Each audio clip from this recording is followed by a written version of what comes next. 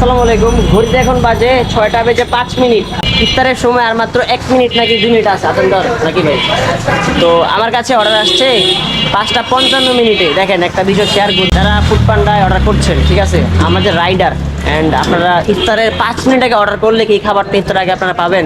একদমই সম্ভব না। খাবার তৈরি করা পসিবল না। এই যে ভাইয়ের কাছে আসছি, খাবার রেডি এখনো হয় নাই, ঠিক আছে। ভাইয়েরও প্যারা, আমার তো প্যারা আছে, জানেনি রাইডারদের কত প্যারা, ঠিক আছে ভাই। ইফতারের জন্য যদি অর্ডার করেন আপনারা, তাহলে অন্তত 30 মিনিট আগে বা 35 মিনিট আগে খাবারটা অর্ডার করেন, তাহলে আপনারা হয়তো পেতে পারেন। And এমন এক সময় অর্ডার করছেন, কি বলবো আসলে, এটা আসলে আমাদের বোঝা দরকার।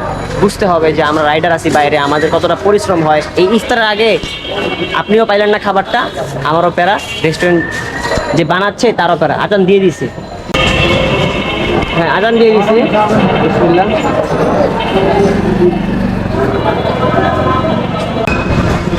ভাই এটা আসলে বুঝতে হবে, ঠিক আছে।